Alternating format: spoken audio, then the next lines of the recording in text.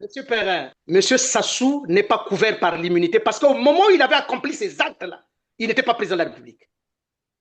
Et il ne l'est toujours pas jusqu'à aujourd'hui. Aujourd'hui, c'est un bandit qu'on retrouve à la tête de l'État.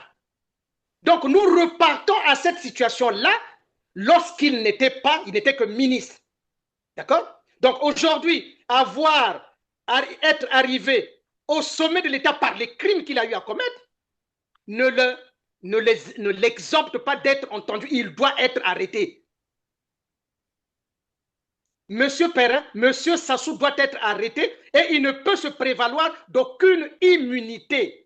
Là, le deuxième volet de cette émission, c'est sur l'élection présidentielle de mars 2026. Tout le monde en parle désormais, il y a des candidats sur le terrain, mais moi je voulais m'intéresser d'abord sur la candidature de Denis Sassou Nguesso. Tout à l'heure, vous venez de faire un développement qui prouve que Denis Sassou Nguesso, à la rigueur, n'est qu'un criminel et que sa place serait en prison. Alors, je prends le cas, voilà, admettons que c'est une élection présidentielle normale. Je parle bien de l'élection présidentielle normale, donc transparente, démocratique.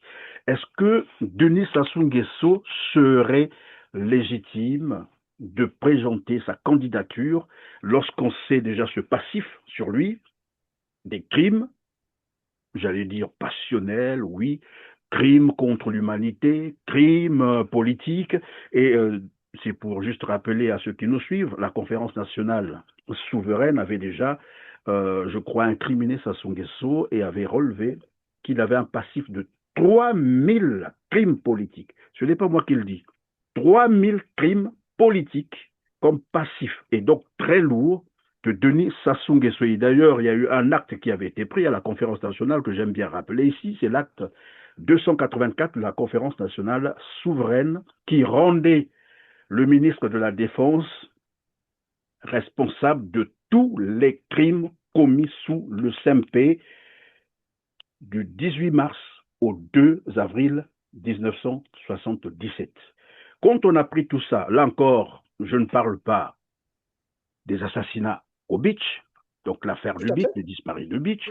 Je ne parle pas d'Ikonongo, le crime, en fait c'était un génocide. Je ne parle pas de cette expédition militaire dans le Pool qui est aussi un génocide. Lorsqu'on a pris tout ça, c'est ce qui caractérise Denis Sassou Nguesso. Pouvait-il être candidat à l'élection présidentielle? Oui, Monsieur Perrin, c'est une très bonne question. Et c'est ça, je crois, qui m'amène peut-être finalement à dire que c'est la faillite de l'intellectuel, c'est la faillite de l'intelligence au Congo, Monsieur Perrin. Si jamais Frédéric Binsamou, qu'on est en train de présenter comme un candidat potentiel qui peut battre, entre guillemets, je mets ça entre guillemets, Denis Sassou Nguesso, parce que lui aussi doit expliquer, il a un passif aussi lourd, hein. On va en parler tout à l'heure. Si jamais il gagnait l'élection présidentielle et que Denis Sassou Nguesso trichait comme d'habitude, c'est sûr et certain que Frédéric Binsamou va contester. Qu'adviendra-t-il? Est-ce qu'il a la possibilité, cette fois-là, de protéger, comme vous l'avez dit, le peuple, pour être très précis, le peuple du Poul? Ce n'est pas pour autant faire l'apologie, évidemment, voilà, du sectarisme, mais on sait le siège, j'allais dire le fief. Oui, tout à fait. Non, il faut le dire, M. Perrin. Il faut le dire ouvertement, c'est voilà. cela. Tout le monde le sait. Frédéric Binsamou a-t-il les possibilités, les capacités, les moyens nécessaires pour protéger la population, surtout du Poul? Parce que c'est cette partie du Congo qui a déjà beaucoup subi à cause, évidemment, de sa présence dans ce département. Oui, Monsieur Perrin. Alors, je vais expliquer ces choses-là parce que c'est très grave. Et nous savons comment se présente la gravité de ce problème. Et je vais aller calmement et doucement pour essayer d'attirer l'attention de tout le monde. Et peut-être même de Ntoumi. Tout ce qu'il veut, ce qu'ils font là, M. Perrin, c'est parce que Sassou sait qu'il y a un maître Gonga qui est en train d'amener le débat sur le terrain de la rationalité. Et ils veulent aller vers le messianisme. Et c'est là où ils veulent exposer le pour. Mais moi, je dis à M. Ntoumi, la première des choses à faire, et les supporters de Ntoumi, ceux qui le connaissent et ceux qui ne le connaissent pas, la première des choses, c'est d'aller devant la justice, d'aller demander ce qu'est devenu le mandat d'arrêt qui avait été décerné en 2016, pour lequel, rappelez-vous, M. Perrin, j'étais intervenu pour dire que le mandat d'arrêt ne doit pas être exécuté par l'armée. Il n'existe pas l'ombre d'un doute sur le comportement terroriste de Binchamou Frédéric alias Pasteur Ntoumi et ses miliciens. Tirer prétexte de la contestation d'une élection présidentielle pour commettre des crimes et délits, alors que les mécanismes légaux pertinents sont prévus en la matière, constitue une imposture pour celui qui prétend conduire les âmes au salut. C'est donc à tort et de mauvaise foi que Binchamou Frédéric alias Pasteur Ntoumi et ses miliciens optent pour la rébellion et les violences à l'endroit des paisibles populations. J'ordonne une fois de plus à la force publique de tout mettre en œuvre pour rechercher, arrêter et conduire à mon parquet Binchamou Frédéric alias Pasteur Ntoumi, ses co-auteurs et ses complices. Force reste à la loi, que la loi règne et que la loi commande. Donc, le moment venu, quand il va montrer sa candidature, on ressortira le mandat d'arrêt pour dire que, monsieur, vous ne pouvez pas vous présenter. Et monsieur Ntoumi, peut-être en ce moment-là, va s'énerver et il va mettre en mouvement sa milice. Quelle sera la conséquence, monsieur Perrin?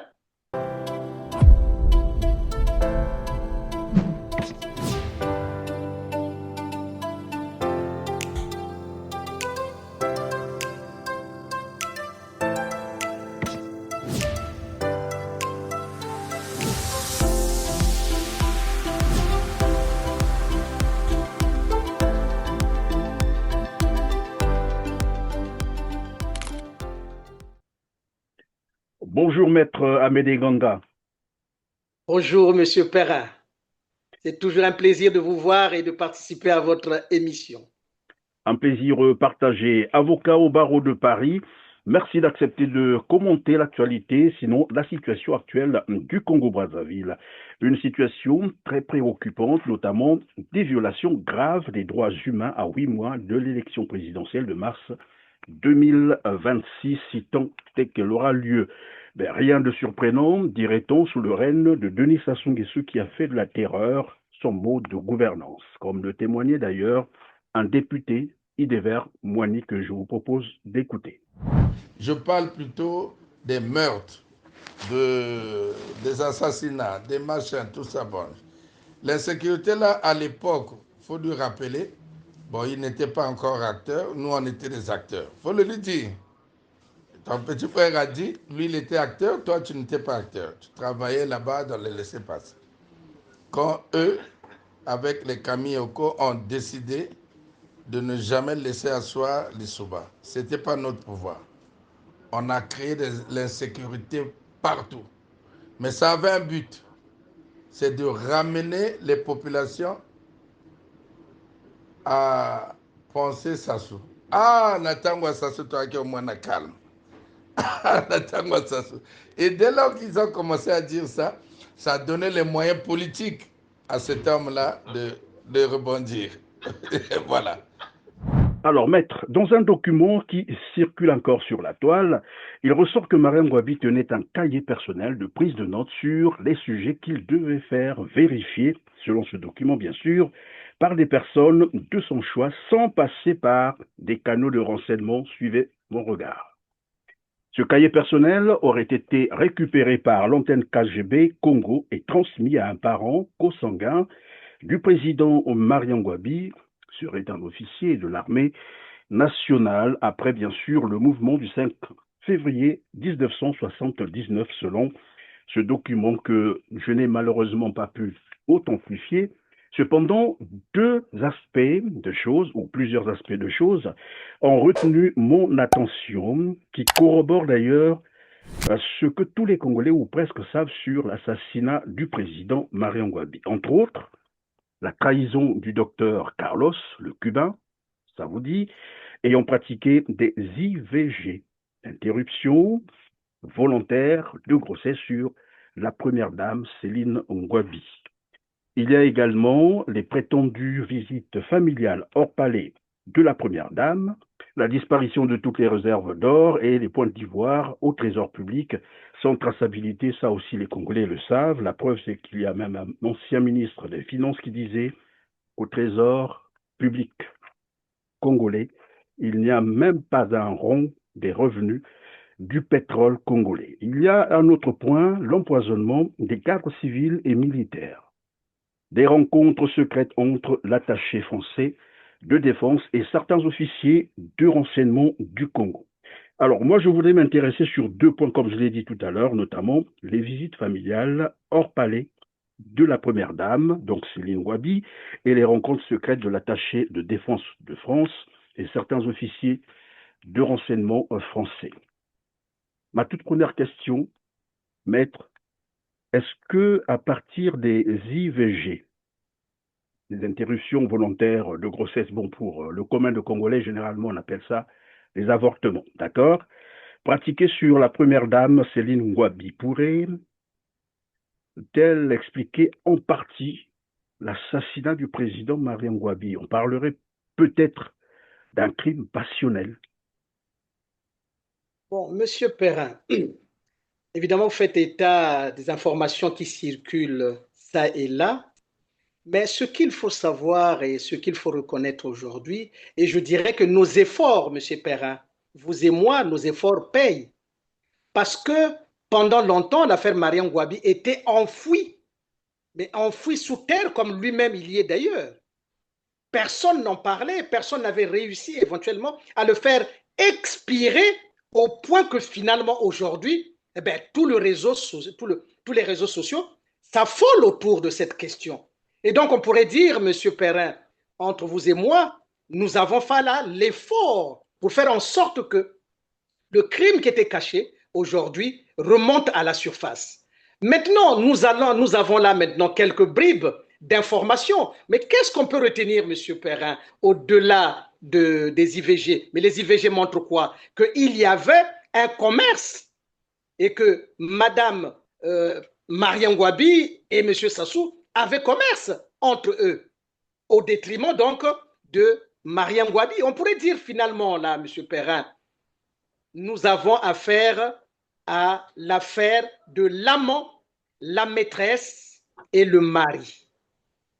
Donc, peu importe que cela soit vrai dans le sens de l'IVG, mais est-il qu'il apparaît qu'il y avait des liens entre M. Sassou et Mme Céline Ouabi. Et donc, si... Oui, mais pour preuve, évidemment, peut-être pour ceux qui nous suivent aujourd'hui, qui ne nous ont pas suivis avant, pour preuve, c'est que Denis Sassou Nguesso a fini par avoir une fille avec Céline Ouabi.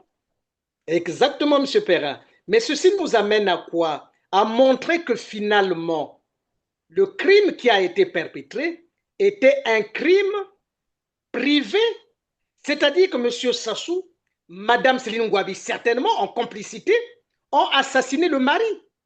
Mais simplement, et c'est là le plus grave, c'est que de ce crime privé, j'allais dire personnel ou individuel, ils en ont fait un crime d'abord tribal et ensuite un crime politique, au point que l'affaire, j'allais dire, en tout cas péjorativement, une affaire de jambes en l'air, nous a amené le pays là où nous nous trouvons. Mais ceci dit, ça vient montrer de plus belle, M. Perrin, que M. Sassou est obligé de s'expliquer là-dessus. Et personne ne pourrait venir dire le contraire. Et d'ailleurs, M. Perrin, si M. Sassou s'est amusé à organiser des procès, à assassiner des gens, c'est que selon lui, c'est cette personne-là qui était à l'origine de ce crime. Or, il apparaît aujourd'hui désormais, et sans embâche, que véritablement l'auteur de cet acte-là, c'est M. Sassou. Et donc, comment ce qui a pu être fait contre des personnes innocentes, dont on a fait attribuer l'accomplissement de l'acte, puisse ne plus s'appliquer à lui-même, qui est finalement l'auteur de l'acte en question. Et donc, M. Perrin, Sassou venait de commettre là sa pire erreur en mettant en place des faux procès dont il pensait qu'il s'en exempterait, et aujourd'hui, ça le rattrape. Parce que si procès il y a eu, ça veut dire dans la tête et dans l'esprit de M. Sassou, ces gens-là étaient les auteurs Or, il se trouve que tout apparaît au clair du jour, que ces gens-là n'ont jamais été l'auteur de ça et que l'auteur, c'est lui. Et donc, comment peut-on faire autrement que celui-ci s'expliqua devant le peuple congolais à travers sa justice? Évidemment, ça ne peut pas être autrement, M. Perrin. Tout à l'heure, on va comprendre si c'est, comme qui dirait, le criminel qui revient sur la scène de crime. Vous avez évoqué tout à l'heure des faux procès et aujourd'hui, où nous réalisons cette émission, donc le 1er août 2025, il apparaît qu'un avocat a été enlevé, séquestré pendant plus de 10 jours et accusé d'atteinte à la sûreté de l'État. Donc on va y revenir pour comprendre que c'est le mode opératoire de Denis Sassou Nguesso de créer toujours des faux coups, en fait, pour accuser des innocents et probablement pour occulter autre chose que nous allons comprendre tout à l'heure. Alors, mais moi je voudrais, ici on rappelle d'ailleurs, dans ce même document ou dans la même période, puisqu'on a parlé de Céline Ngouabi, bon, après les gens pourront faire des recherches, c'est à, je crois, à Sassou Nguesso de nous dire le contraire, mais il ressort qu'il y a eu ces liens, il faut appeler ça incestueuse ou criminel, puisque ça conduit à un crime, mais il y a aussi que dans la même période, Elf, devenu Total, était en froid avec le président Marion Ngouabi. Et dans son livre Chirac, mon ami de 30 ans, l'auteur qui est donc Jean-François Probst, rapporte que l'assassinat de Mariam Ngouabi était planifié et acté à Abidjan par Houphouët-Boigny en présence de Denis Sassou Nguesso et de certains dignitaires africains. Le tout assisté par Elf, je l'ai dit tout à l'heure, Elf devenu Total. Ça, c'est Jean-François Probst qui le dit, un des conseillers très proches de l'ancien président français Jacques Chirac. Alors, moi ici, je voulais comprendre qu'est-ce qui aurait donc précédé. Est-ce que c'est le crime passionnel qui a entraîné la suite des autres crimes politiques, notamment l'assassinat du président Massamba Deba, le cardinal Émile Biaenda, et les faux procès qu'on a d'ailleurs organisés pour exécuter des innocents, ou c'est finalement la planification de ce coup d'État, parce que derrière c'est le pétrole, et que Denis Sassou Nguesso s'est servi de Céline Ngouabi pour avoir les informations sur Mariam Ngouabi et arriver à bout de son crime. Non, vous savez, M. Perrin, qu'il s'agisse de Delphes ou de Total aujourd'hui, mais n'oubliez pas que cette multinationale était quand même composée d'un certain nombre d'agents de renseignement. Donc, si Sassou lui-même était déjà un agent appointé auprès de Mariam Ngouabi, donc tout ceci, M. Perrin, vous n'avez même pas à vous embêter, tout ceci rentre dans la cadence de la préparation de l'exécution de la mission qui était donnée à M. Sassou. Vous pensez que, M. Perrin, que c'est un hasard, un cardinal est tué? La France ne dit mot. L'Italie ne dit mot. Un ancien président disparaît, la France ne dit mot. L'Italie ne dit mot. Et tous ces procès qui ont conduit jusqu'à l'assassinat des personnes qui n'avaient rien à voir, la France n'a jamais essayé de faire tempérer les positions aussi bien de M. Sassou que de M. Yombi. Donc, ce qu'il faut retenir, M. Perrin, aujourd'hui, c'est que nous avons aujourd'hui au moins cet avantage d'avoir révélé, et une révélation est faite par rapport à ce crime qui ne doit pas rester impuni, d'autant que, M. Perrin, Sassou, lorsqu'il est intervenu et lorsqu'il donne son interview, vous savez, cette interview-là, en fait, la question principale qu'on pose souvent chez nous, en fait, dans la justice ou la police, la question qui était posée à monsieur, quel était votre alibi le 18 mars 1977? Il avait répondu à cette question, ce que vous savez d'ailleurs, vous aurez le temps de reprendre. Ah, j'étais chez moi, on m'appelait, etc., etc. C'est en fait une façon de justifier son alibi.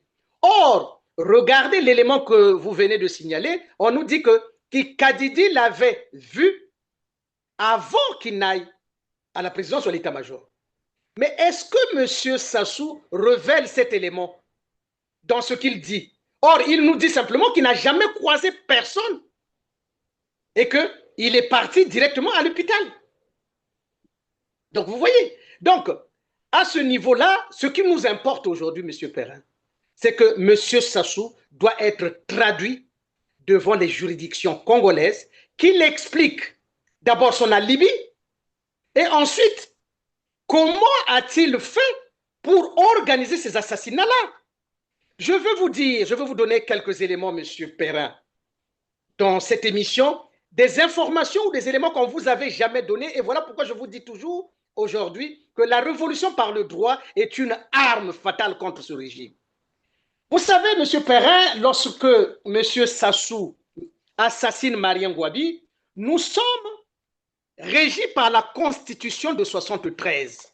M. Perrin, vous allez apprendre quelque chose d'extraordinaire. Et même le PCT nous donnera des explications là-dessus. Vous savez, M. Perrin, que lorsque Marien Ngouabi est assassiné, on n'a pas respecté la Constitution.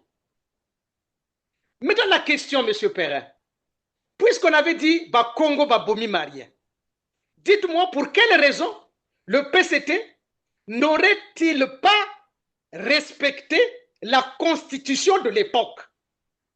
Or, regardez ce que je vais vous révéler dans cette Constitution, mais quelque chose d'extraordinaire, M. Perrin. L'article 70 de cette Constitution. Le Conseil de ministres est l'organe exécutif administratif supérieur de la République populaire du Congo.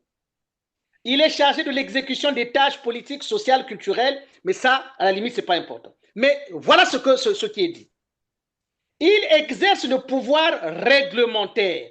Le Conseil de ministres comprend, M. Perrin, le Conseil de ministres comprend le Premier ministre, chef de gouvernement, président du Conseil de ministres. Et ensuite, les ministres. À l'époque, M. Perrin, qui était le Premier ministre? Louis-Sylvain Ngoma. Donc, Louis-Sylvain Ngoma, M. Perrin, était Premier ministre, chef de gouvernement, président du Conseil de ministres. Mais je veux encore aller plus loin. L'article 71 dans son alinéa 2. Écoutez bien, M. Perrin. Le Premier ministre dirige, coordonne et contrôle l'action des ministres et rend compte au président de la République. Président du Conseil d'État devant qui il est responsable. Le Premier ministre est responsable devant le président de la République. Maintenant, écoutez l'alinéa 2. Les ministres sont responsables devant le Premier ministre. Monsieur Perrin, comment ça se fait qu'un président de la République est assassiné? Le Premier ministre n'engage pas la responsabilité du ministre de la Défense. Monsieur Perrin, est-ce que vous vous rendez compte? Vous vous rendez compte? Le Premier ministre, Louis-Sylvain Ngoma, est où? Il doit nous expliquer comment ça se fait que le président de la République est assassiné et le ministre de la Défense et de la Sécurité, qui engage sa responsabilité devant lui, n'a pas engagé la responsabilité et donc n'a pas mis M. Sassou Nguesso à la disposition de la justice. Est-ce que vous vous rendez compte? Voilà cette constitution. Donc, or, dans une interview faite par Nsiba, si vous avez l'occasion, Nsiba dit quoi? Ah, c'était une affaire de sécurité, donc ça se passait au ministre de la Défense. Mais il n'était qu'un simple ministre. Le ministère de la Défense pouvait être transporté directement chez le Premier ministre, chef du gouvernement. Et d'ailleurs, ce qui est curieux, c'est qu'en cette période, Denis Sassou Nguesso assume ou incarne finalement la présidence par intérim. C'est ce qui est très curieux. Et oui, M. Perrin. Et donc, s'il incarne ça, parce que M. Perrin, M. Sassou, c'est lui qui crée le CMP, c'est lui qui... Donc, il viole la Constitution. Pourquoi ont-ils violé la Constitution alors que l'accusation était portée contre les Bakongo, qui n'étaient pas au gouvernement, qui n'avaient pas le pouvoir, qui n'avaient pas pris le pouvoir, que les Bakongo, s'ils avaient tué Marien Ngouabi, ils auraient pris le pouvoir, qu'ils aient changé la Constitution. Ça se comprendrait. Comme ce qu'il a fait en 97, M. Sassou, M. Perrin. Il prend le pouvoir en 97, il change la Constitution. Mais en 73, En ce sens, l'opportunité de changer la Constitution était laquelle? Et pourquoi le PCT a laissé faire cela? En fait, déjà là, on commence à comprendre qu'il y avait une vraie manipulation, il faut le dire comme ça, l'instrumentalisation du coup d'État, parce que lorsqu'on pose la question à Denis Sassou Nguesso, généralement il dit qu'il n'a jamais fait de coup d'État en 1977. Oui. Alors c'était évidemment une manipulation. Après avoir fait son coup d'État, il a probablement joué Yombi Opango. Je ne sais pas si lui aussi était au courant de ce qui se passait. Et c'est pour qu'il prenne le pouvoir bien après. Question d'échapper à ce qu'on dirait, bon, il a fait un coup d'État, il a pris le pouvoir. Monsieur Perrin, je veux vous donner encore un... Cette constitution, mais elle est merveilleuse, monsieur Perrin. Et je pense que personne n'a eu l'occasion, ni le temps de lire, ni à la conférence nationale, ni au procès. Je pense qu'aucun juriste n'a fait de lien avec l'assassinat de Mariam Ngouabi. Regardez l'article 29 de cette constitution, ce qu'elle dit. Les citoyens congolais ne peuvent pas se servir des droits que leur confère la présente constitution pour modifier l'ordre constitutionnel de la République populaire du Congo dans les buts antidémocratiques. Tout acte dans ce sens est considéré comme crime et entraîne l'application des peines prévues par la loi, M. Perrin. Or, nous avions les textes, M. Perrin. Et ça veut dire, de facto... Un texte capital qui a prévu ce qu'a fait M. Sassou. Il ne peut que être jugé, M. Perrin. On n'a pas d'autre choix. Évidemment, par conséquent, Denis Sassou Nguesso a commis un crime. C'est ce que ça veut dire. Voilà. À l'interprétation de cette constitution, Denis Sassou Nguesso a commis... Perrin. Posez la question à M. Sassou, posez la question au PCT et posez la question à Louis-Sylvain Ngoma. Posons la question à tous. Pourquoi la Constitution de 1973 a-t-elle été violée? Donc, les auteurs de l'assassinat de Mariam Ngouabi se trouvent parmi ceux qui ont violé la Constitution de 1973. Ça va de soi. Et en l'occurrence, c'est M. Sassou, puisque même lui a été à même de mettre en place une commission d'enquête pour provoquer le procès dans lequel M. Yombi s'est fourvoyé malheureusement. Mais avec quelle constitution M. Sassou pouvait-il mettre en place, organiser des procès? Le procès de la cour martiale, il n'y a aucun texte là-dessus. Et il avait organisé la cour martiale. Mais lui, il était qui? Il était que simple ministre qui était responsable devant le Premier ministre. Monsieur Perrin, Louis-Sylvain Ngoma a des comptes à nous rendre. Il engage aussi sa responsabilité. Qu'est-ce qui s'est passé pour que... Parce que, monsieur Perrin, soyons sérieux, toute cette période-là, on a beau dire que c'était Sassou, mais c'était sous la responsabilité du Premier ministre, chef du gouvernement.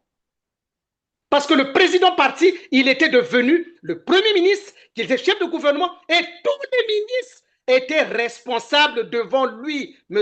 Perrin. Donc, Louis-Sylvain Ngoma, M. Sassou Nguesso, ils doivent tous comparaître devant la justice.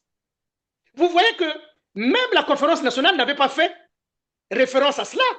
Ils se sont contentés de dire « Ah, Sassou, elle est responsable. » Mais oui, mais Sassou était responsable devant le Premier ministre. Il appartenait au Premier ministre de l'exposer, de le faire démettre et de l'envoyer devant la justice. Oui, mais maître, puisqu'il est question de relancer le procès sur l'assassinat du président Mariam Ngouabi, bon, pour l'heure, on peut dire Denis Sassou Nguesso est couvert par son humilité, mais là, on vient de citer un autre acteur qui est Louis-Sylvain Ngoma. Au début de cette émission, nous avons parlé de Madame Céline Ngouabi qui vivrait, je crois, au Canada, et donc son adresse est connue. Pourquoi ne pas commencer par traduire en justice ou rouvrir le procès, bien sûr, en traduisant en justice Madame Céline Ngouabi, en commençant par là pour rattraper la suite de la chaîne. Bon, elle n'est pas couverte par l'immunité, je crois. Monsieur Perrin, Monsieur Sassou n'est pas couvert par l'immunité parce qu'au moment où il avait accompli ces actes-là, il n'était pas président de la République. Et il ne l'est toujours pas jusqu'aujourd'hui. Aujourd'hui, c'est un bandit qu'on retrouve à la tête de l'État. Donc, nous repartons à cette situation-là lorsqu'il n'était que ministre. D'accord? Donc, aujourd'hui, être arrivé au sommet de l'État par les crimes qu'il a eu à commettre ne l'exempte pas d'être entendu. Il doit être arrêté. Monsieur Perrin, Monsieur Sassou doit être arrêté et il ne peut se prévaloir d'aucune immunité. Et les Louis-Sylvain Goma doivent venir devant la justice pour nous expliquer. Parce que vous voyez bien, Monsieur Perrin, je pense que c'est la première fois que vous voyez que je vous parle de Louis-Sylvain Goma. Or, la Constitution avait tout réglé. Maintenant, pourquoi aussi bien les membres du PCT, le parti du PCT, qui était le garant de la Constitution, pourquoi est-ce que cette Constitution a été violée alors qu'on nous a dit que ce sont les Bakongo qui ont tué Marien Ngouabi? Pourquoi le PCT, qui tenait les institutions, se sont-ils adonnés à ne pas respecter la Constitution? Pour quelle raison? Mais en réalité, le PCT serait d'ailleurs le premier parti à demander la révision de ce procès.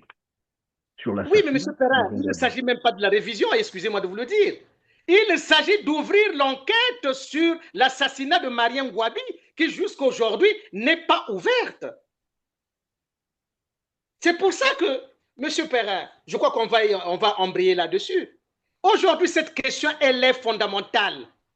Du seul fait que, vous voyez que, je pense, je peux me tromper, mais aussi bien au nord qu'au sud, tout le monde est tenté de parler de ça maintenant. Sur les réseaux sociaux, tout le monde en parle. Mais avant qu'on emboîte évidemment sur l'autre volet, est-ce qu'on peut demander par exemple à la France de déclassifier ce dossier sur l'assassinat Marien Ngouabi? Bien sûr, c'est quelque chose, nous l'avons dit d'ailleurs, si vous vous rappelez, dans une émission antérieurement. Bien sûr, ça sera déclassifié, mais à la limite, si nous allons à la France va lui reconnaître l'immunité. Nous, on n'a pas besoin de l'immunité de M. Sassou. Sassou est un criminel de la pire espèce. Et Sassou est un rejetant nazi. J'ai entendu des gens dire « Ah, on nous a traités de nazis ». Mais moi, je les traite de nazis depuis longtemps. Ils n'ont jamais répondu. Sassou est un rejetant nazi, venu d'outre-tombe, appointé par la France-Afrique. Il faut faire très attention. Donc, M. Perrin, lorsque cette affaire arrive, et comme je vous l'ai dit, nous allons embrayer sur les informations actuelles. Pourquoi M. Sassou, avec le PCT et tout ce monde-là, viennent nous divertir? Ça montre encore, M. Perrin, c'est que notre agenda que nous imposons, que nous sommes en train d'imposer sur la question Marien Ngouabi, mais pas seulement sur l'ensemble des crimes, est en train de gêner le régime en place. Et donc, les informations qui viennent, dire, ah, on a arrêté tel avocat, ah, on a supprimé tel parti, ah, on a sorti Ntoumi qui est candidat. Tout ceci, M. Perrin, c'est de la diversion. Parce qu'ils ne sont plus capables d'affronter l'agenda que nous imposons. Et c'est cet agenda qui va s'imposer, M. Perrin. C'est cet agenda qui va s'imposer. Celui qui consiste à dire il n'y aura pas d'élection, nous devons d'abord arrêter ce criminel. Et alors évidemment, quand vous dites Maître Amédée Gonga, il faut arrêter le criminel pour qu'il ne continue plus à causer du tort aux Congolais. Et donc, nous emboîtons là le deuxième volet de cette émission, c'est sur l'élection présidentielle de mars 2026. Tout le monde en parle désormais, il y a des candidats sur le terrain, mais moi je voulais m'intéresser d'abord sur la candidature de Denis Sassou Nguesso. Tout à l'heure, vous venez de faire un développement qui prouve que Denis Sassou Nguesso, à la rigueur, n'est qu'un criminel et que sa place serait en prison. Alors, je prends le cas, voilà, admettons que c'est une élection présidentielle normale. Je parle de l'élection présidentielle normale, donc transparente, démocratique. Est-ce que Denis Sassou Nguesso serait légitime de présenter sa candidature lorsqu'on sait déjà ce passif sur lui, des crimes, j'allais dire passionnels, oui, crimes contre l'humanité, crimes politiques, et c'est pour juste rappeler à ceux qui nous suivent, la conférence nationale souveraine avait déjà, je crois, incriminé Sassou Nguesso et avait relevé qu'il avait un passif de 3000 crimes politiques. Ce n'est pas moi qui le dis. 3000 crimes politiques comme passif, et donc très lourd, de Denis Sassou Nguesso. D'ailleurs, il y a eu un acte qui avait été pris à la conférence nationale que j'aime bien rappeler ici, c'est l'acte 284 de la conférence nationale souveraine qui rendait le ministre de la Défense responsable de tous les crimes commis sous le CMP du 18 mars au 2 avril 1977. Quand on a pris tout ça, là encore, je ne parle pas des assassinats au Beach, donc l'affaire du Beach, les disparus du Beach. Je ne parle pas d'Ikonongo, le crime, en fait, c'était un génocide. Je ne parle pas de cette expédition militaire dans le Pool, qui est aussi un génocide. Lorsqu'on a pris tout ça, c'est ce qui caractérise Denis Sassou Nguesso. Pouvait-il être candidat à l'élection présidentielle? Oui, M. Perrin, c'est une très bonne question. Et c'est ça, je crois, qui m'amène peut-être finalement à dire que c'est la faillite de l'intellectuel, c'est la faillite de l'intelligence au Congo, M. Perrin. Et c'est très grave. Parce que je veux aller portion par portion, M. Perrin, par rapport à votre question. La première des choses, M. Perrin, y a-t-il des élections qui peuvent dépasser, qui peuvent concurrencer et dépasser en prestige les élections de 92 qui ont conduit à la magistrature suprême le président Pascal Lissouba? Est-ce qu'il y a-t-il vraiment des élections qui peuvent concurrencer en prestige les élections de 92? Est-ce que les élections de 92 ont vu l'arrestation des perdants? Non, du tout. Est-ce que les élections de 92 ont-elles vu l'exclusion des criminels du type Sassou? Il les a perdus. Donc, M. Perrin, les seules élections auxquelles M. Sassou a participé, ce sont les élections de 92. Et vous en connaissez les résultats, M. Perrin. Donc, il n'était même pas parvenu au deuxième tour, ça tout le monde le sait, oui. Je vous le laisse dire, M. Perrin. Et lorsqu'on a eu des élections d'une telle ampleur, d'une telle envergure, d'un tel prestige, vous êtes sûr que vous êtes normal, les hommes politiques chez nous, ou l'opposition, d'aller en concurrence, d'aller en compétition avec des élections organisées par Sassou le criminel, auquel il participe, et que vous participez aussi à des élections comme ça? Est-ce que vous êtes normal? Est-ce qu'on peut se dire être normal lorsque les élections sont organisées par un criminel et en comparaison des élections de 92, M. Perrin, s'il vous plaît? En sorte, vous êtes en train de dire le fait de participer aux élections présidentielles avec Denis Sassou Nguesso, c'est une manière de cautionner des crimes, c'est ça? Mais c'est même pas ça, c'est de l'idiotie, M. Perrin. Je suis désolé, je le dis, mais je le dis comme je le pense. Comment peut-on se prétendre être intelligent, aller aux élections avec un criminel? Des élections organisées par un criminel. Monsieur Perrin, si ce criminel-là, demain, il vous tue, parce que ce sont ses élections à lui, qu'est-ce que vous direz? Qu'il est mauvais? S'il vous arrête, il vous met en prison, vous direz quoi? Qu'il est mauvais? Maintenant, l'inverse, M. Perrin. Pourquoi l'énergie qui consiste à aller aux élections, nous ne mettrions pas du côté de l'arrestation de ce criminel? Pourquoi ne peut-on pas, si vous voulez, mutualiser l'énergie que l'on veut mettre là-dedans, le mettre du côté du peuple? Parce que, M. Perrin, qu'est-ce qui se passe? Là, vous parlez des élections, vous le dites. Mais les élections sont organisées par qui? Par le criminel. Le peuple qui doit y aller, c'est le peuple victime. Donc, on est en train de demander aux victimes de donner un chèque en blanc à leur bourreau. Est-ce que vous vous rendez compte? Donc, on demande au bourreau, le bourreau demande, votez-moi, vous les victimes, pour que je continue à vous tuer. Est-ce qu'il y a quelque chose? Attends, est-ce que les gens sont intelligents? Monsieur Perrin, les gens sont intelligents. Mais je vais aller encore plus loin. Ceux qui vont participer, Monsieur Perrin, est-ce qu'ils savent que Monsieur Sassou est un criminel? S'ils ne savent pas, Monsieur Perrin, s'il vous plaît, vous leur direz, Maître Ganga a dit, Sassou est un criminel. Parce qu'il ignore peut-être qu'il est criminel. Mais dites-leur que Maître Ganga dit que Sassou est un criminel. Donc, une fois qu'il a cette information, à lui de nous dire, est-ce que malgré tout, il veut aller compétir avec le criminel?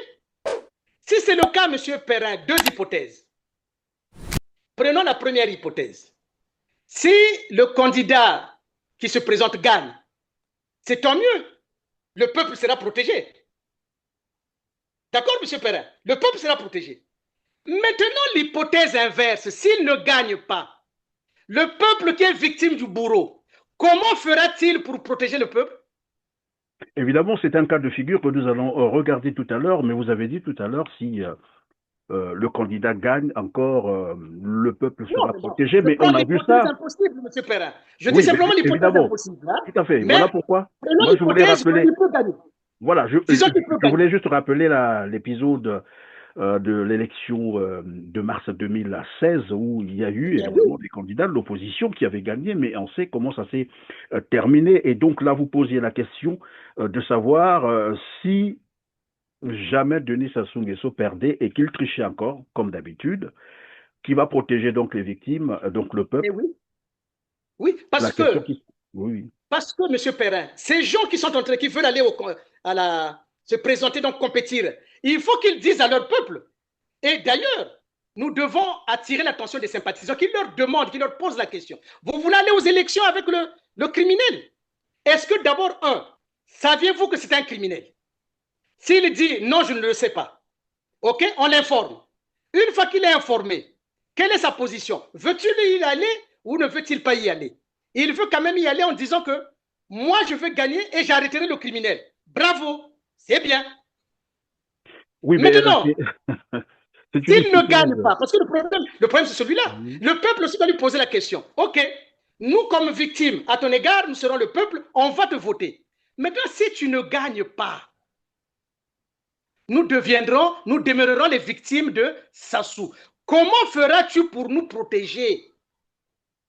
Là encore, vous êtes dans l'hypothèse s'il ne gagne pas. Mais même s'il gagnait et qu'il contestait la tricherie de Denis Sassou Nguesso, comment ça va se passer? Parce que ça nous rappelle un peu l'épisode, évidemment, de 2016 toujours, avec le candidat actuel qui s'est prononcé. Bon, là, on attend encore la confirmation par la Cour constitutionnelle. C'est le candidat Frédéric Binsamou. Et moi, je parlais déjà ici je voulais évoquer en fait la probité morale de ces candidats qu'on nous présente, parce que tout porte à croire qu'on a là deux candidats, donc ce sera un duel. Au-delà de tout ce qui tourne autour, mais on va avoir un duel dans une élection, je répète ici, factice, hein, tout le monde le sait, sauf les naïfs. Alors, si jamais Frédéric Binsamou, qu'on est en train de présenter comme un candidat potentiel qui peut battre, entre guillemets, je mets ça entre guillemets, Denis Sassou Nguesso, parce que lui aussi doit expliquer, il a un passif aussi lourd, hein. On va en parler tout à l'heure. Si jamais il gagnait l'élection présidentielle et que Denis Sassou Nguesso trichait comme d'habitude, c'est sûr et certain que Frédéric Binsamou va contester. Qu'adviendra-t-il? Est-ce qu'il a la possibilité, cette fois-là, de protéger, comme vous l'avez dit, le peuple, pour être très précis, le peuple du Poul?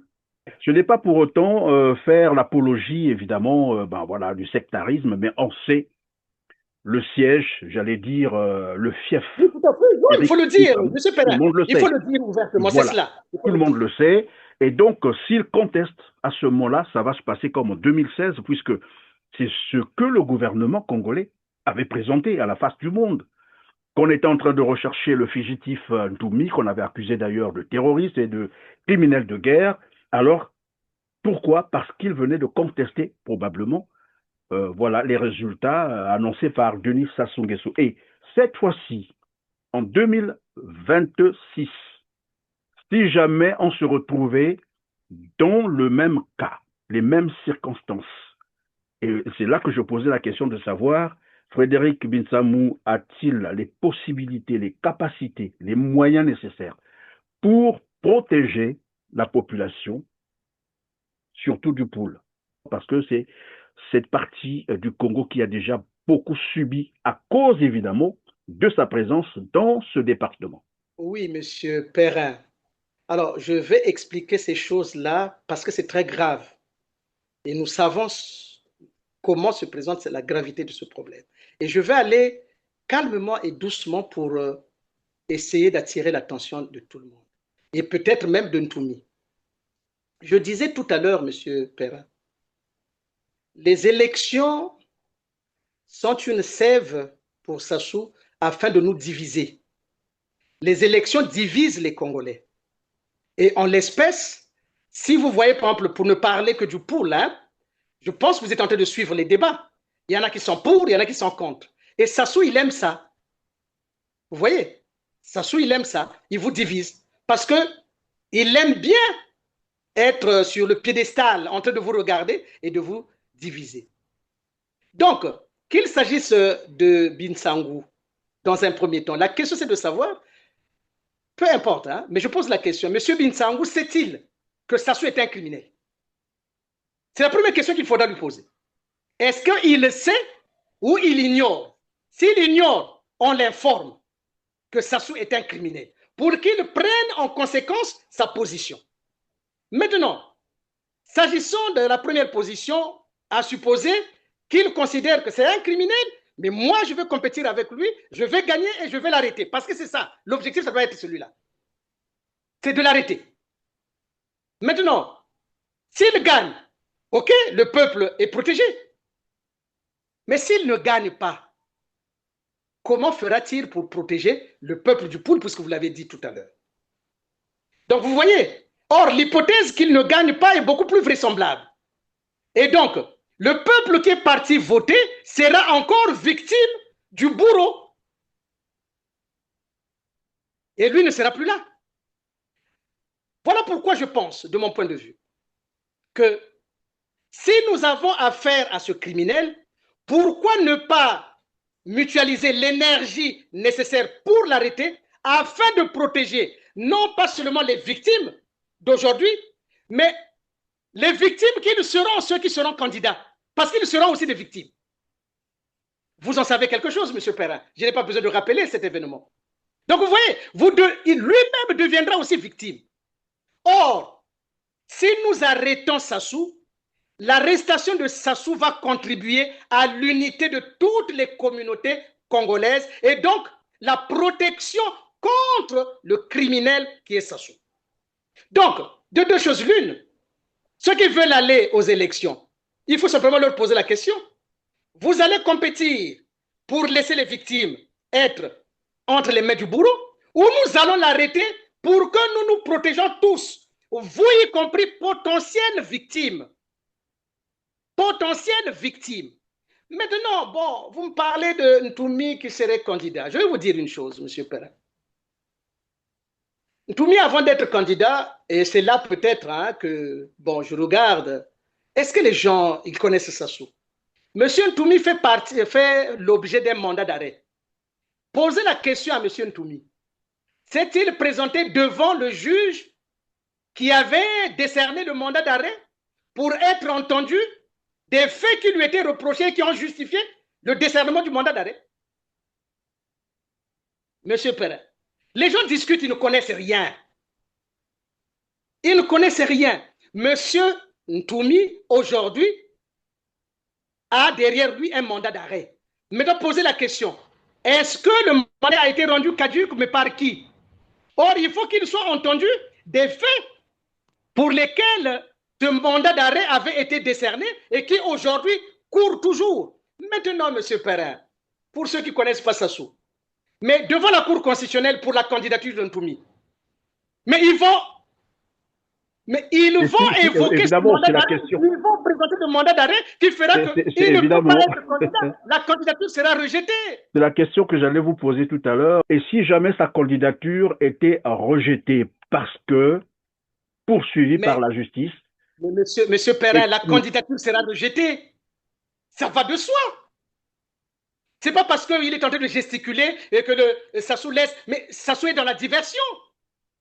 Tout ce qu'il veut, ce qu'ils font là, M. Perrin, c'est parce que Sassou sait qu'il y a un maître Gonga qui est en train d'amener le débat sur le terrain de la rationalité. Et ils veulent aller vers le messianisme. Et c'est là où ils veulent exposer le pour.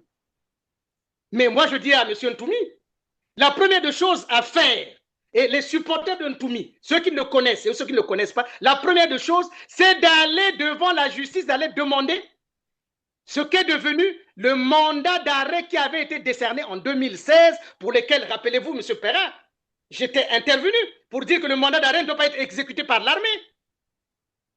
Donc, le moment venu, quand il va montrer sa candidature, on ressortira le mandat d'arrêt pour dire que, monsieur, vous ne pouvez pas vous présenter. Et monsieur Ntoumi, peut-être en ce moment-là, va s'énerver et il va mettre en mouvement sa milice.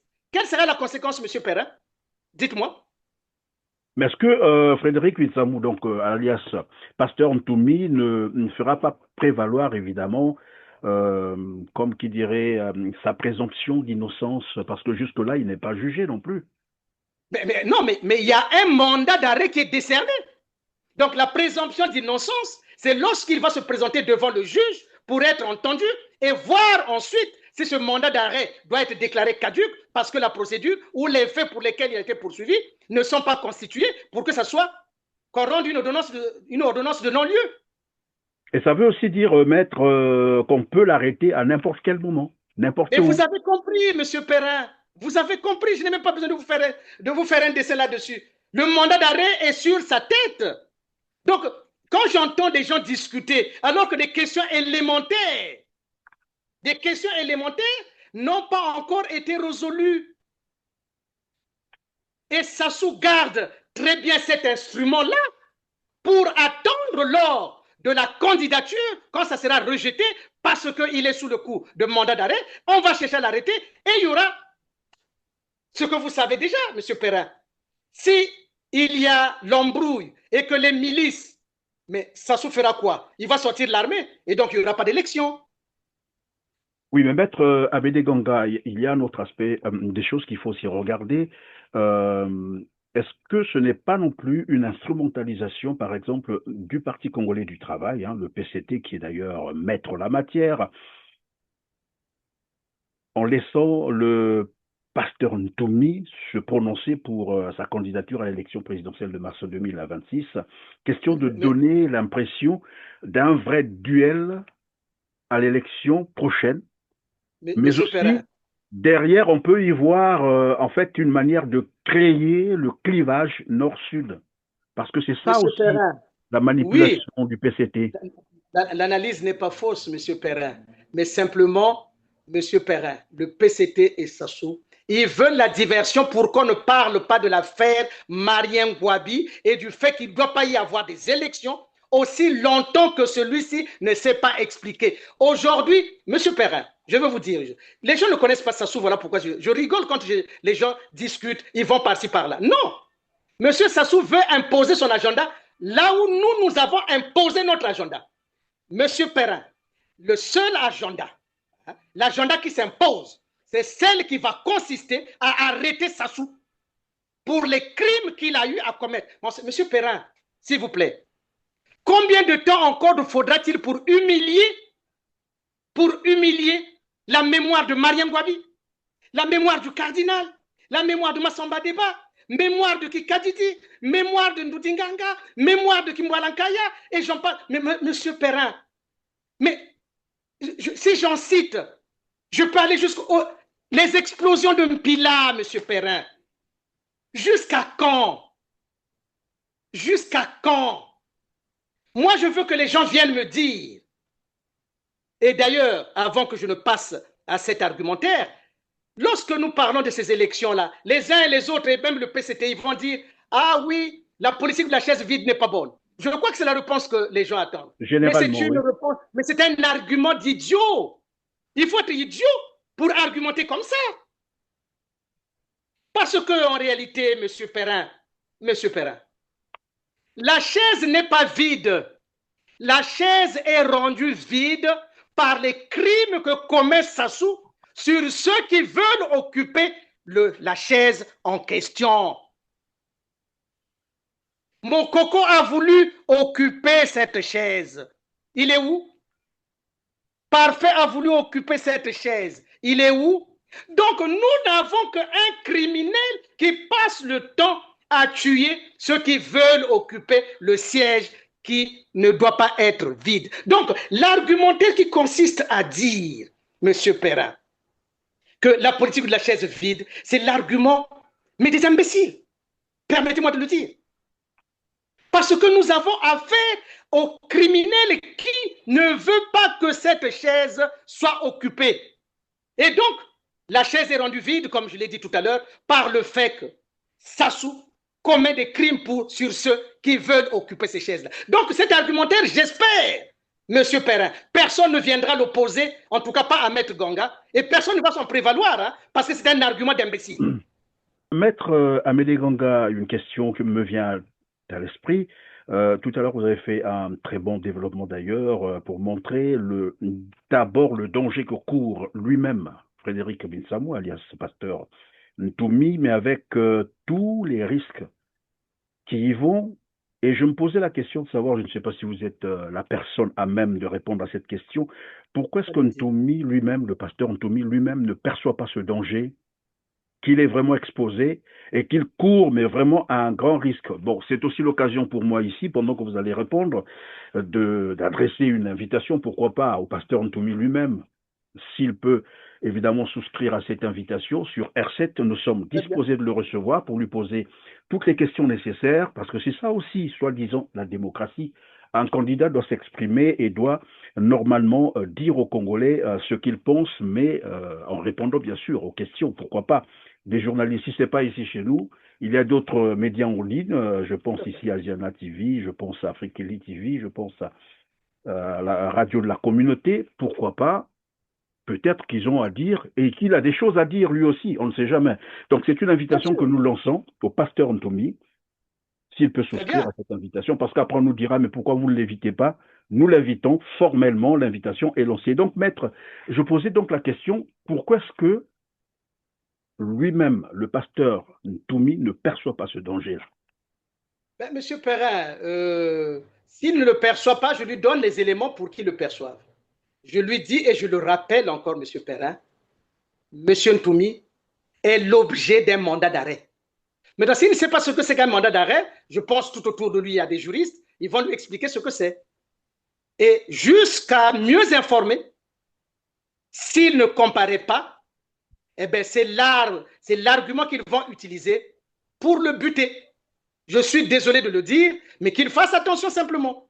Donc, la première des choses, au lieu d'aller se promener à Dolisie, par-ci, par-là, la première des choses, c'est qu'il se rende au tribunal de grande instance de Brazzaville, aller voir le doyen des juges pour lui poser la question ce qu'est advenu le mandat d'arrêt qui a été décerné contre lui. Et qu'il soit entendu et qu'il obtienne une ordonnance de non-lieu qui va donc entraîner la caducité de son mandat d'arrêt. S'il ne fait pas ça, lui-même saura, mais en tout cas, je peux vous dire que le PCT et le pouvoir, en entendant ce que je viens de dire, ils savent déjà que, tiens, Maître Ganga encore nous a eu. Maître Amédée Ganga, vous êtes en train de dire que pour vous, l'élection présidentielle de 2026 ne doit pas avoir lieu, c'est ça? Mais Monsieur Perrin, si je devrais le résumer, ce que je peux dire, c'est que les élections sont faites pour nous diviser. L'arrestation de Sassou est faite pour nous unir. Qu'est-ce que nous choisissons? La division ou l'unité? Et c'est l'occasion plus que jamais d'ailleurs d'appeler aujourd'hui les cadres Kouyou qui maintenant sont au courant que ce n'était pas les Bakongo qui avaient tué Marien Ngouabi. Je demande à Jean-Jacques Yombi, il faut qu'on se retrouve, les cadres Kouyou et les cadres Congo, pour qu'on parle de cette affaire, puisque, malheureusement, ce n'est pas une exclusion, hein, M. Perrin, mais parce que là, au-delà de cette rencontre, il y a un mariage entre le pool Congo et les Kouyou. Que faisons-nous de ce mariage-là? À supposer que Céline Ngouabi est péché par ce que l'on dit. Mais il faut qu'on aille demander pardon chez les Kouyou de ce qu'a fait notre maman, notre soeur, notre belle-sœur, etc., etc. Et donc, nous ne pouvons pas accepter que le crime commis par Sassou sur Marien Ngouabi empêche nos relations. Et donc, Sassou, vous voyez bien que pour les élections, il utilise la division. Et primo, cette division, c'est d'abord dans le pool. Vous voyez? Parce que dans le pool, il y a Maître Gonga, il y a Boukadia, il y a Yangissa. Donc, ils veulent à tout prix qu'il y ait cette tension-là. Mais il n'y en aura pas. Il n'y en aura pas parce qu'aujourd'hui, nous sommes tous unis pour dire que Sassou doit être arrêté. Et M. Perrin, je vais dire quelque chose. Et je vais prendre tout le monde et je vais défier Sassou et le PCT.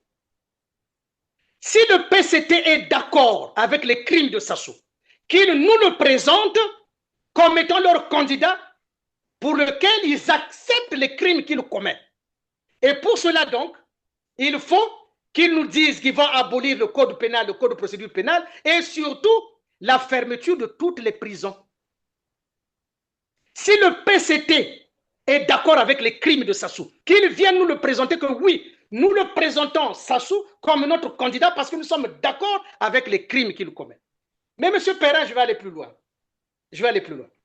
Pour vous dire que Sassou, le PCT, tout le monde, ils n'ont peur que de moi. Ils n'ont peur que de moi. Pourquoi? Mais parce qu'ils doivent venir dire et démontrer que Sassou n'est pas un criminel. Parce que le temps où il s'agit simplement de faire de la propagande, non, le temps est fini. Nous devons maintenant, les cadres du côté de Sassou qui supportent ou qui encouragent Sassou dans ses crimes, ces cadres-là et nous devons être face à face. C'est ainsi, M. Perrin. Je vais appeler des juristes qui sont du côté de Sassou, qui savent que Sassou est un criminel, mais qu'ils viennent dire qu'ils sont d'accord avec les crimes de Sassou. Primo, il y a un certain Tengo, juriste qui est conseiller à la présidence. Un certain Boumakani, juriste qui est au secrétariat, je crois, du gouvernement. Il y a Koline Makoso, juriste. Il y a Mabiala, juriste. Il y a Ebouka Babakas, juriste. Il y a Emmanuel Adouki, juriste. Il y a certainement aussi Mungala, juriste. Monsieur Perrin, ce sont des juristes du gouvernement. Donc, qui sont derrière le criminel Sassou. Je leur demande qu'ils viennent m'affronter pour me dire, ou pour dire au peuple congolais, que Sassou n'est pas un criminel. Et dans le même temps, Maître Amédée Gonga, c'est une invitation aussi que nous adressons. Je ne vais pas oublier, dans le même temps, je voulais dire, c'est une invitation adressée à ces personnes que vous venez ces juristes que vous venez de citer. Oui, si jamais ils ont bien sûr des versions contraires à dire aux Congolais, pourquoi pas, parce que cela nous est longtemps revenu par des internautes, par ceux qui nous suivent. Pourquoi vous ne les invitez pas pour un débat? On leur a toujours dit, nous leur adressons des invitations, mais jamais ils ne viennent. Et ici, je réitère encore, ils vous ont suivi, que tous ceux qui ont été cités, eh bien, le plateau, il est libre. Donc, ils peuvent venir vous affronter sur ce plateau, pourquoi pas sur les autres plateaux. C'est aussi possible. S'ils pensent que R7 ne leur convient pas, ils peuvent aller sur d'autres plateaux, mais en vous affrontant, bien sûr, dans un débat contradictoire. C'était juste pour donner cette information. Du côté du PCT, il y a Maître Elenga Anatole, qui viennent aussi dire que Sassou n'est pas un criminel et qu'ils sont d'accord, ou ils sont d'accord plutôt avec les crimes de Sassou. Parce que démontrer que Sassou n'est pas un criminel, je pense que devant Maître Ganga, ils ne pourront pas le faire. Donc, la question qui reste, c'est simplement celle de savoir comment est-ce que eux, ils admettent d'être derrière un criminel. C'est tout. Maintenant, voilà, donc, ça a été longuement démontré que Denis Sassou Nguesso, en réalité, ne peut pas être candidat à l'élection présidentielle au Congo-Brazzaville. Et vous venez là aussi de nous démontrer que pour le pasteur Ntoumi, d'ailleurs, il court un grand danger, mais lui également a un passif qu'il doit d'abord expliquer, sinon justifier, et vous l'avez même exhorté d'aller voir les institutions judiciaires pour s'expliquer, pourquoi pas demander une amnistie, c'est possible, avant de continuer dans sa démarche de sa candidature. Maître Amédée Ganga, on va terminer par ce volet, je l'annonçais d'entrée de jeu, c'est un peu la campagne de répression qui est en cours au Congo-Brazzaville. Vous avez certainement suivi des informations ces derniers moments. Il y a eu d'abord l'assassinat d'un colonel à la retraite, hein, qu'on appelle Atta OCT Mathieu, qui a été abattu d'une balle dans le dos. Ensuite, bien avant cela, nous avons vu comment on a traîné le jeune Lassimbwiti, qui avait été enlevé, séquestré, torturé, qui est très mal portant aujourd'hui. Ensuite, nous avons aussi eu ce vent de ce qu'un avocat, Maître Bob Kaben Masuka, avait été enlevé, ce que c'était pendant plus de 10 jours, et finalement accusé d'atteinte à la sûreté de l'État. Aujourd'hui, je crois qu'il doit être à la maison d'arrêt, et c'est bien dommage. Vous avez aussi suivi donc la déclaration, le communiqué du procureur Okongakala, qui l'accusait de tentative d'atteinte à la sûreté de l'État. Et voilà un peu le contexte des violations répétées d'ailleurs des droits humains, mais je crois qu'il y a beaucoup plus que cela, des exécutions sommaires, des enlèvements des jeunes, et jusque-là, il y a beaucoup d'autres jeunes qui ont été enlevés, dont on ne sait même pas la destination, donc portés disparus. Alors, maître, lorsque vous avez ce tableau, d'abord, votre commentaire sur cette campagne, je l'ai dit tout à l'heure, de répression à 8 mois de l'élection présidentielle. Une surprise pour vous? Monsieur Perrin, j'aurais pu ne pas être congolais, peut-être que j'aurais pu avoir de réserve, qu'est-ce qui se passe, chercher à savoir. Mais Monsieur Perrin, moi j'ai toujours dit, Sassou, je le connais. J'ai quitté le Congo pour des raisons que vous pouvez imaginer. Donc, vouloir dire à un avocat, est-ce que vous vous rendez compte?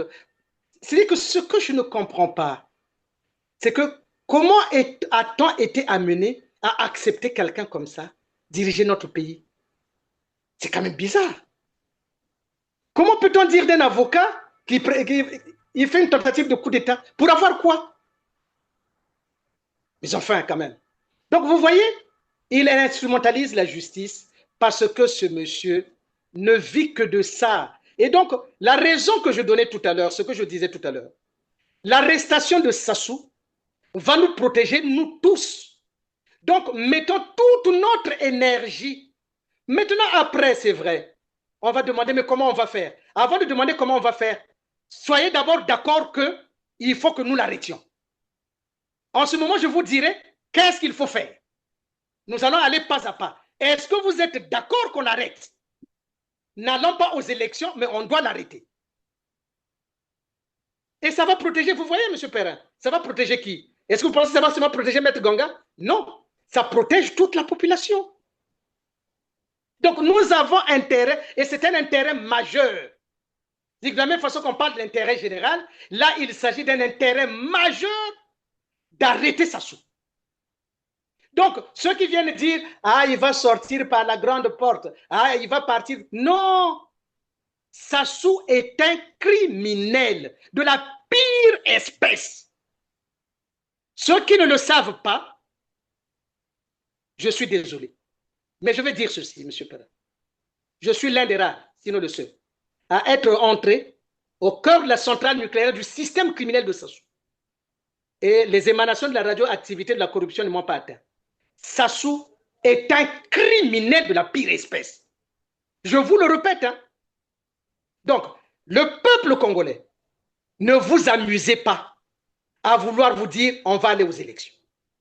Si vous entendez des gens vous dire allons-y aux élections, ça veut dire que ces gens-là veulent vous amener à ce que vous soyez les victimes que vous êtes aujourd'hui. Or, nous voulons aujourd'hui que vous ne soyez plus des victimes, mais nous voulons que vous soyez un peuple doté de droits et qui doit être protégé. Et c'est cela le message que je fais passer à tous ceux qui sont en train d'amener ce combat-là. Le combat pour la liberté du Congo passe par l'arrestation de ce monsieur-là. Et Je reviendrai un peu sur mes aînés, Mierassa, les Yombi, Jean-Jacques. Mais ne pleurnichez pas quand on vous enlève les partis, vous pleurnichez. Mais c'est ce qu'il attend, M. Sassou. Comment voulez-vous des institutions dirigées par des criminels? Vous voulez être reconnus. Vos partis doivent être reconnus par ces institutions de criminels. Mais enfin, à un certain moment, un peu de fierté. Monsieur. Je sais que M. Mirassa, c'est quelqu'un qui est quand même... Vous pensez que sans le parti de Mirassa, Mirassa va disparaître? C'est quand même un intello. C'est un cadre. Comment peut-il se mettre en train de pleurnicher sur « Ah non, mon parti ». Mais non! Vous n'avez pas besoin d'un parti. Vous avez besoin de ce qu'on arrête. Et une fois que M. Sassou est arrêté, vous croyez que le parti de Mirassa va demander, va aller prier quelque part pour que ça revienne? Non! Les droits vont revenir et c'est ça l'avantage de la Constitution de 92. Monsieur Perrin, je veux vous donner une information parce que les gens parlent toujours du PCT. Je veux vous révéler quelque chose. Et personne n'a fait attention à ça. Même le PCT, je pense, n'est même pas au courant. Je veux vous lire quelque chose pour vous montrer que le PCT, c'est des bandits. C'est des bandits et c'est des ignares. Voilà ce qui se passe. Kintélé, le 27-30 décembre 2019, ils ont fait un congrès, le 5e congrès ordinaire, avec les statuts. Écoutez, 2019, hein, écoutez. Chapitre 1er, les dispositions générales de la création et de la dénomination et de la durée. Article 1er. Il est créé en République du Congo un parti politique dénommé Parti congolais du travail, en sigle PCT. En 2019, le PCT est créé en 2019. Posez la question, est-ce qu'ils ont la déclaration de ça? Et donc le PCT d'avant la conférence nationale, c'était quoi? Mais celui-là, ce n'est pas le même parti, hein, depuis écoutez, création. Posez la question au PCT, je vous le relis encore. Voilà pourquoi je dis, il est article 1er, les statuts, c'est écrit bien, hein, c'est écrit, attendez, statut du Parti congolais du travail. Oui, 5e congrès ordinaire, voilà. Article 1er, il est créé en République du Congo, un parti politique dénommé Parti congolais du travail, en sigle PCT. Donc, je me pose la question. Vous avez dit la date, c'est quoi déjà? 2019, Kintélé, du 27 au 30 décembre 2019. Donc, vous voyez? Quel est ce parti-là? Est-ce que c'est le même, le PCT que nous avons connu après la conférence nationale, donc ce qui était le PCT, le parti unique, ou c'est un autre parti qui a le même nom? Et si nous avons la confusion de nom, ça veut dire que le PCT n'existe pas.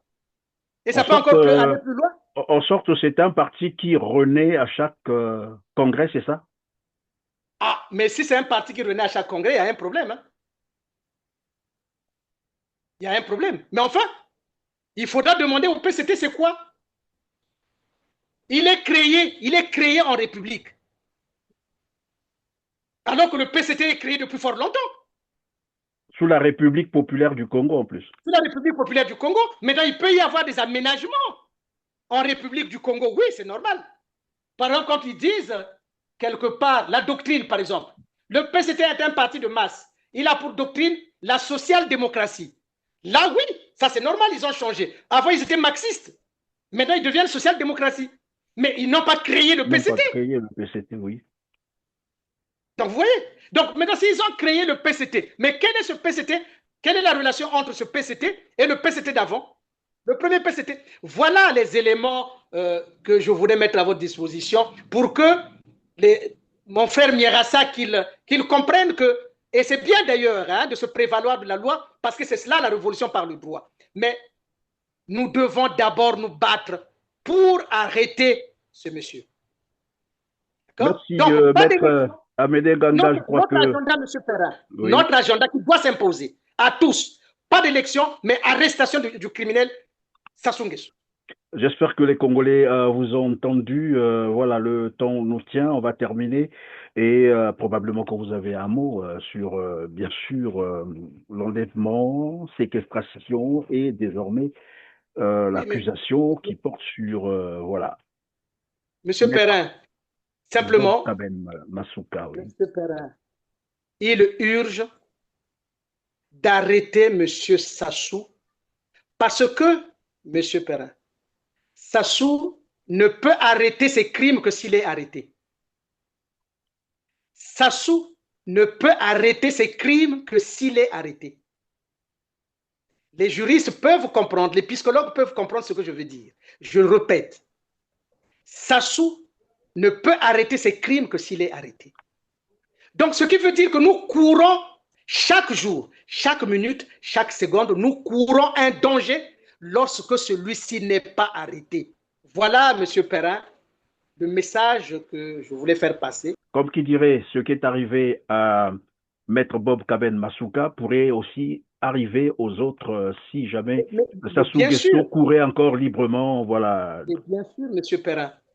Et là, si c'est arrivé à Masuka, c'était un confrère. Si on l'avait arrêté, Masuka ne serait pas arrivé là. Donc, faisons en sorte vraiment qu'on l'arrête pour que ces violations du droit... Mais enfin, Monsieur Perrin, le Congo n'a plus de cadre à ce point. Le Congo est devenu vierge d'intello pour laisser un minable criminel marcher sur l'ensemble du pays. Mais enfin, quand même, Monsieur Perrin, est-ce que vous y croyez?